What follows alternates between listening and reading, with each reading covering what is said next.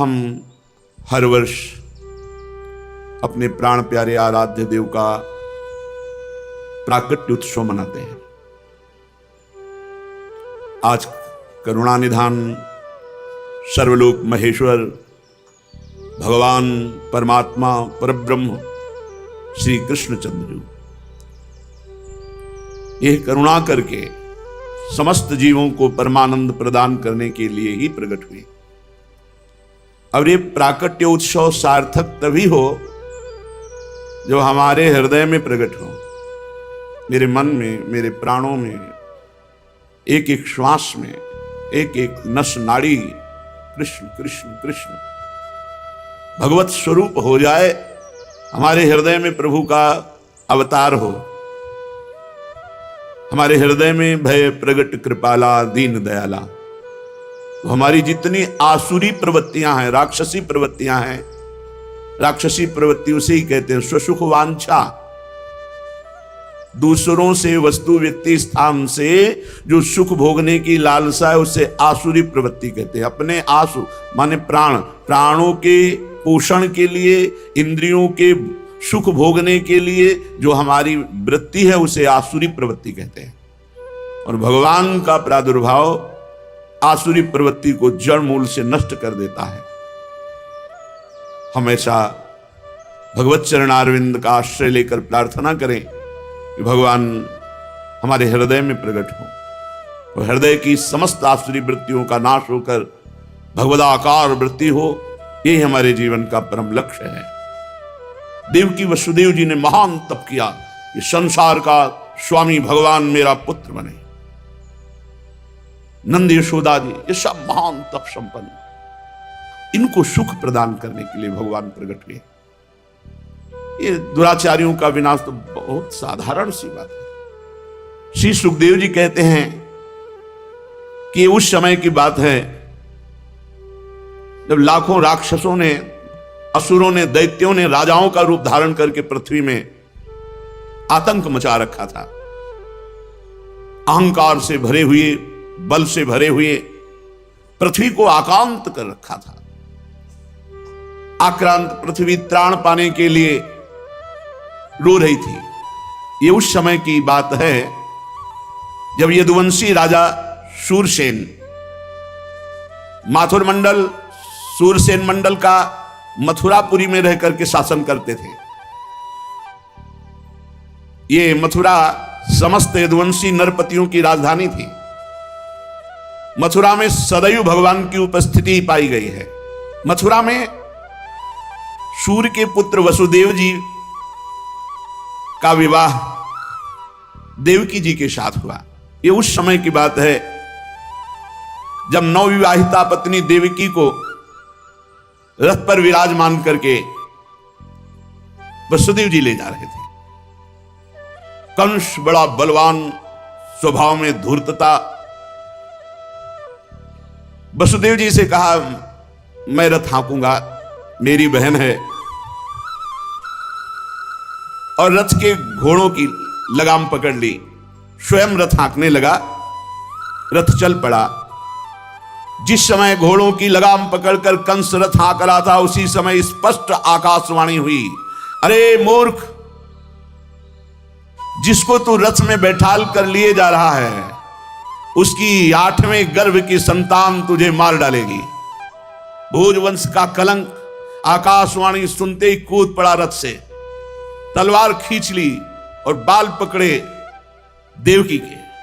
वसुदेव देवकी के लिए आदेश किया तत्काल हथकड़ी बेड़ियों से जकड़ करके इनको कैद खाने में डाल दिया जाए और बहुत ही कठोर पहरा लगा दिया जाए।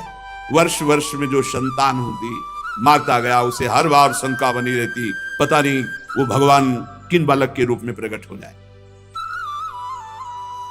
परीक्षित, पृथ्वी में बात प्रायः देखी जाती है कि अपने प्राणों का ही पोषण करने वाले जो लोभी लोग होते हैं, वो चाहे राजा हो चाहे कोई भी हो, वो अपने स्वार्थ की पूर्ति के लिए माता पिता भाई बंधु किसी की भी हत्या कर सकते हैं। माता की, पिता की, भाई की, बंधु की, मित्रों की, इष्ट की, किसी की भी। ऐसे स्वार्थी पुरुषों से कभी मित्रता नहीं रखनी चाहिए, हानि ही होती है।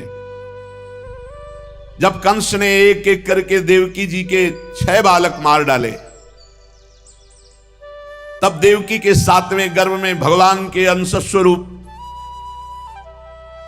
अनंत महिमा अनंत बलशाली भगवान शेष जी पधारे देवकी जी के गर्भ में। अनंत भगवान जब 7वें गर्भ के रूप में देवकी के उदर में पधारे, बड़ा आनंद। पर देवकी जी को लगा कि कंस इसे भी मार डालेगा, इसलिए वो रुदन करने लगी। विश्वात्मा भगवान ने देखा कि माता को बहुत दुख है और यदुवंशियों को कंस सताए ही जा रहा है, तो अपनी योग माया का स्मरण किया और योग माया को आदेश किया, देवी कल्याणी तुम ब्रज में जाओ, वह प्रदेश ग्वालों और गौओं से सुशोभित है। वहां नंद बाबा के गोकुल में वसुदेव जी की पत्नी रोहिणी गुप्त रूप से निवास कर रही। उनकी और भी पत्नियां कंस के डर से गुप्त स्थानों में रह रही। इस समय मेरा महान अंश, जिसे अनंत शेष जी कहते हैं, देवकी के उदर में गर्भ रूप से विराजमान है। तुम जाओ वहां से उस गर्भ को रोहिणी के उदर में रखो। मैं स्वयं आ रहा हूं, अब विलंब से आने जा रहा। अब मैं समस्त ज्ञान बल आदि अंशों के साथ देवकी का पुत्र बनूंगा और नंद बाबा की पत्नी यशोदा के गर्भ से तुम प्रकट हो। योग माया को आदेश किया। जब योग माया ने देवकी का गर्भ ले जाकर रोहिणी के उदर में रख दिया, तब समस्त द्वारपाल और सब जगह खबर पहुंच गई, गर्भ नष्ट हो गया देवकी। किसी को आंतरिक पता तो है नहीं। नगरवासी बहुत कि बेचारी के 6 तो मार डाले गए और 7वां गर्भ नष्ट हो गया। हाय कितना कष्ट देवकी को है। देवकी जी भगवान का निवास स्थान बन गई। परीक्षित, अब समस्त शुभ गुणों से युक्त बहुत सुहावना समय आया। रोहिणी नक्षत्र था। आकाश के सभी नक्षत्र ग्रह और तारे सौम्य हो रहे थे। अब तो काले काले मेघ आकर मंडराने लगे और धीरे धीरे गर्जना करते हैं। भारी वर्षा प्रारंभ। जन्म मृत्यु के चक्र से छुड़ाने वाले जनार्दन भगवान का अवतार समय निशीत रात के 12 बजे। उसी समय सबके हृदय में विराजमान भगवान देवरूपिणी देवकी के सामने प्रकट हुए। श्री भगवान ने कहा, देवी स्वयंभू मनवंतर में जब तुम्हारा पहला जन्म हुआ था, उस समय तुम्हारा नाम था प्रश्नी और ये वसुदेव श्रुतपा नाम के प्रजापति थे। तुम दोनों के हृदय में बड़े ही शुद्ध भाव थे। जब ब्रह्मा जी ने तुम दोनों को संतान उत्पन्न करने की आज्ञा दी, तब तुम लोगों ने इंद्रियों का दमन करके उत्कृष्ट तपस्या की। तुम दोनों ने वर्षा, वायु, घाम, शीत, उष्ण आदि काल के विभिन्न गुणों को सहन किया और प्राणायाम के द्वारा अपने मन के मल को धो डाला। तुम दोनों ने सूखे पत्ते खाकर फिर हवा पीकर केवल तपस्या की। अभीष्ट वर प्राप्त करने की इच्छा से मेरी आराधना की। कितना कठिन तप। मुझ में चित्त लगाकर ऐसा परम दुष्कर घोर तप करते हुए देवताओं के 12,000 वर्ष व्यतीत हो गए। पुण्यमयी देवी, उस समय मैं तुम दोनों पर प्रसन्न हुआ, क्योंकि तुम दोनों तपस्या, श्रद्धा, प्रेममयी भक्ति से अपने हृदय में नित्य निरंतर मेरी भावना की थी। जैसा मैं आज तुम्हारे सामने प्रकट हुआ हूं, ऐसा उस समय भी प्रकट हुआ था और तुमसे कहा वरदान मांगो। तब तुम दोनों ने कहा, आप जैसा पुत्र मुझे चाहिए। हो, मेरे जैसा तो सिर्फ मैं ही हूं। तो मेरे जैसा पुत्र, तो मैंने ये वरदान दिया कि मैं ही स्वयं तुम्हारा पुत्र बनकर आऊं। ये छोटी मोटी तपस्या का फल नहीं है, आप देख लीजिए। अगर आप जीवन भर रामकृष्ण हरि भगवान नाम जपते हुए भगवत प्राप्त हो जाते तो कितना सरल है, कितना सरल है। इसीलिए धन्य है ये कलयुग, जो कम समय में भगवत प्राप्ति, केवल भगवान नाम जप और थोड़ा सा केवल पापाचरण से अपने को बचा लो तो भगवत प्राप्ति हो जाएगी। हे माता जी, मैंने देखा कि संसार में शील, स्वभाव, उदारता, अन्य गुणों में मेरे जैसा कोई नहीं, इसलिए मैं ही तुम्हारा पुत्र हुआ। मैं ही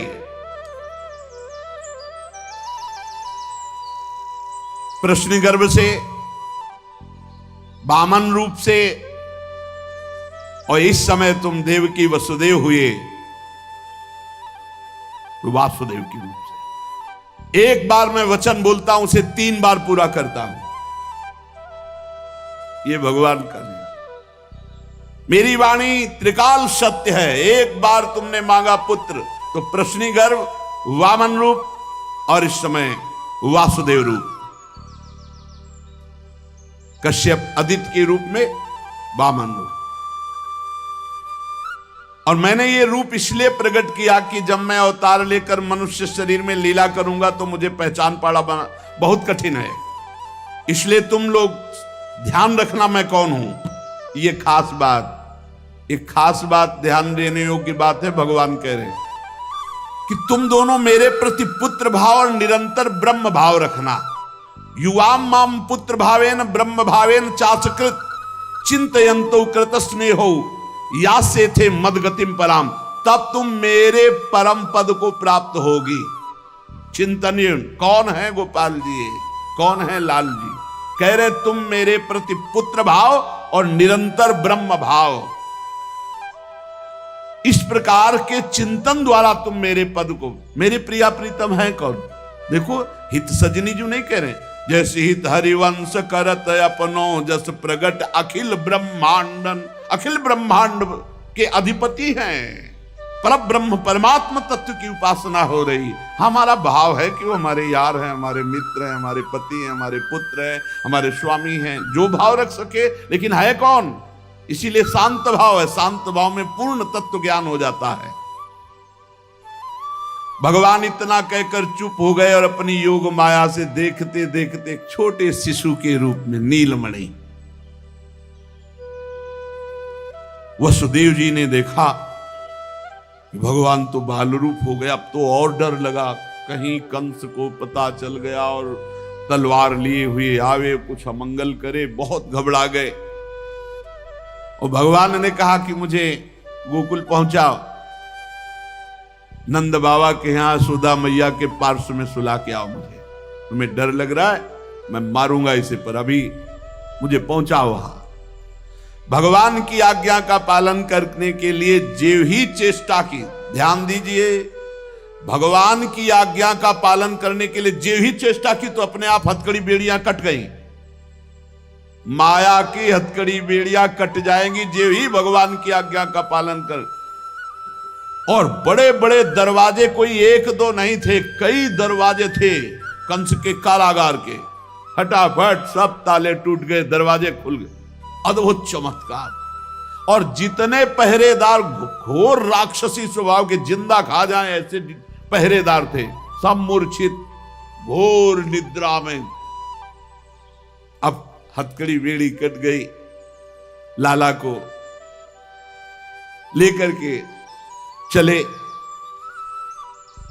उस समय घोर बादल छाए हुए, अंधेरा, कुछ दिखाई नहीं दे रहा। कितना कष्ट में जीवन भक्त। अब सोचो, अभी अभी तो प्रकट हुए हैं और अभी अभी त्याग करने जा रहे हैं, अभी अभी त्याग करने। इधर समस्त द्वारपाल सब सोए हुए हैं। वसुदेव जी भगवान को लेकर, वर्षा हो रही, पीछे पीछे गुप्त रूप से शेष भगवान फण धारण के, मेरे प्रभु को बूंदे ना लगे। जब वो लीला कर रहे, वसुदेव जी को पता नहीं कि पीछे शेष भगवान फण धारण किए। वो तो बस चिंतन में चले जा रहे हैं, कैसे वहां जाएंगे, कोई जान ना जाए कोई।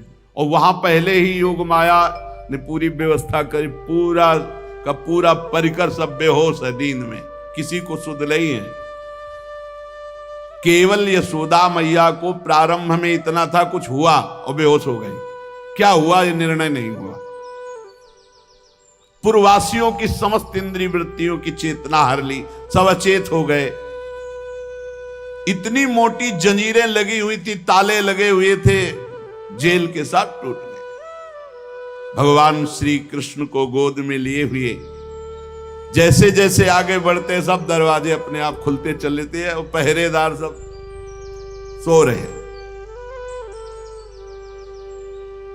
बादल नजदीक आकर मानो बरस रहे हो, ऐसे लटक लटक के बादल। शेष भगवान अपने फणों से जल को रोकते हुए 1000 फण धारे पीछे पीछे चल रहे। यमुना जी ने देखा कि प्रभु पधार रहे, तो पहला चरणामृत तो हमारे अधिकार बनता है। अरे जिनके चरणों का ध्यान बड़े बड़े महापुरुष शिव आदि करते हैं, आज वही प्रभु मेरे पास आ रहे हैं। आनंद में भर गई यमुना जी और उफान। यमुना जी ने जब उफान आनंद का लिया तो वसुदेव जी के प्राण बहुत घबरा रहे हैं कि अब क्या करें, लौट सकते नहीं, कोई नौका आदि है नहीं। चलो प्रभु ने आज्ञा करी है तो वही देखेंगे। अब मेरे प्राण चाहे चले जाएं, मेरे लाला को कुछ ऐसे। यमुना जी उफान कर रहे कि चरण छू ले, और वसुदेव जी उल्टा सोच रहे कि यमुना जी बढ़ रही तो लाला को बचाए। देखो ये समर्पण है, मेरे प्राण भले चले जाए, बस आज्ञा का पालन प्रभु को पहुंचाना है और सुरक्षित पहुंचाना है। यमुना जी ऐसे थपेड़ जोर जोर से बढ़ रही। भगवान ने कहा बाबा तो और ऊपर उठाते चले जा रहे, तो यमुना जी और बढ़ती चली जाएंगी।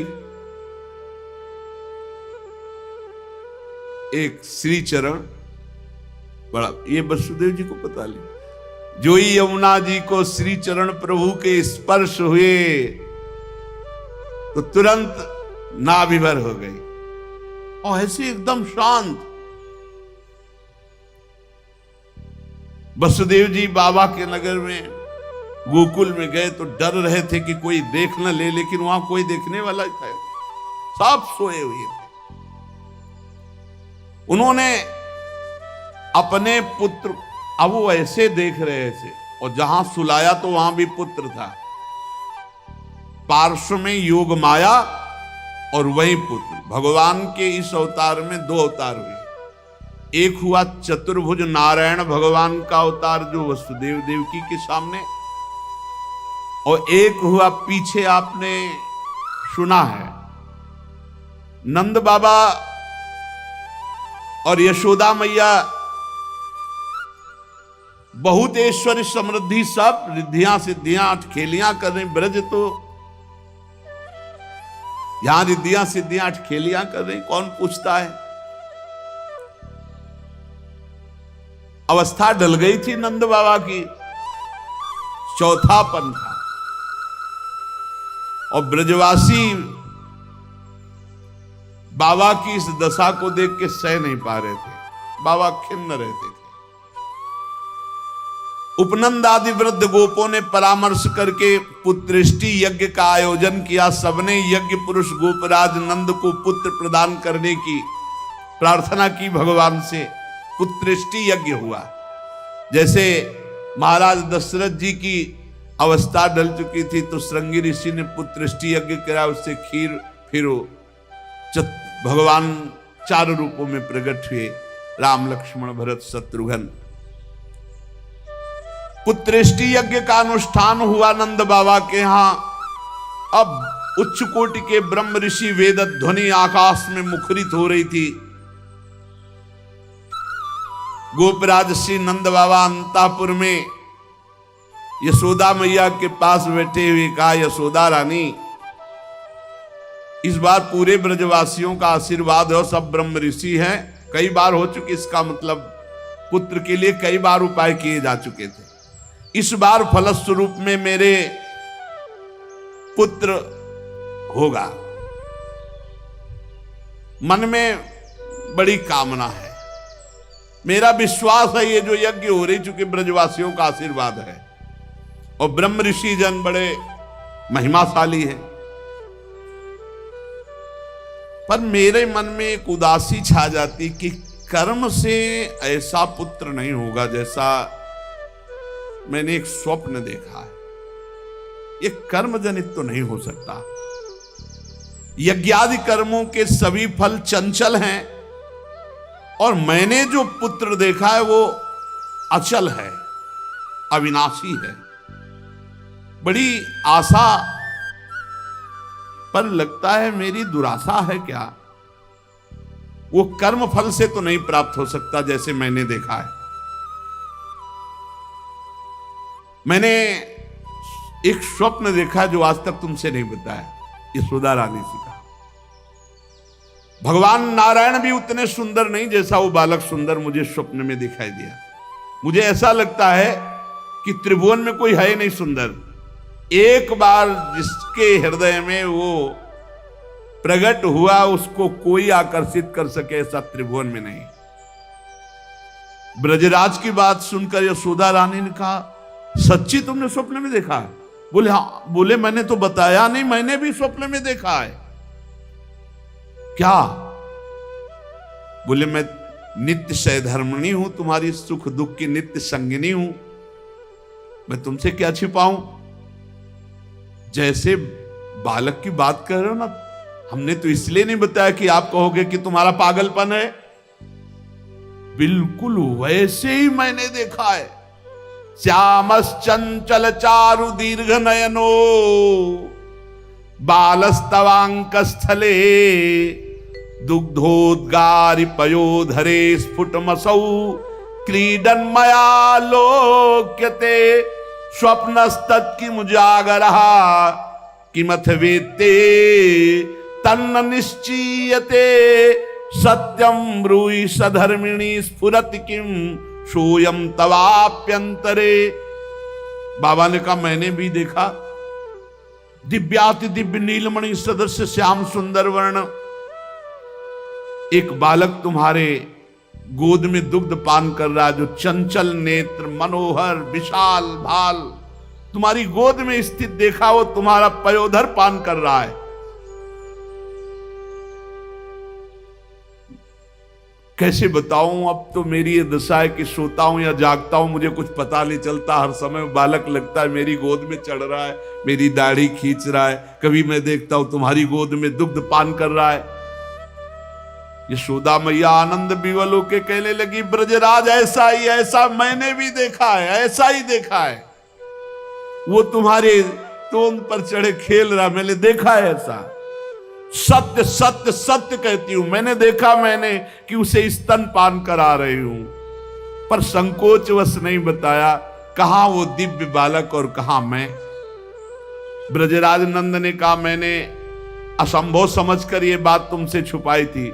यशोदा मैया ने कहा मैंने भी कि तुम हमारा पागलपन समझोगे, लेकिन ऐसा अगर दोनों के स्वप्न में आया तो जरूर भगवान हमारे स्वप्न को पूरा करेंगे। नारायण जिनकी हम आराधना करते हैं, नारायण सेवानिष्ठ नंद बाबा और यशोदा मैया दोनों तन मन वचन से भगवान श्री हरि की शरण में होकर के द्वादशी दिन यथाविधि व्रत करने का नियम लिया। पुत्रेष्टि यज्ञ के बाद द्वादशी व्रत की संख्या वृद्धि के साथ साथ अब वो स्वप्न में देखा हुआ जो दिव्याति दिव्य बालक है वो खुली आंखों झलकने लगा। अब तो भारी व्याकुलता बनी। व्रतानुष्ठान सर्वांग पूर्ण संपन्न हुआ तो एक दिन देखा कि स्वप्न में भगवान श्री हरि आए और मधुर वाणी में बोले, अहो मयि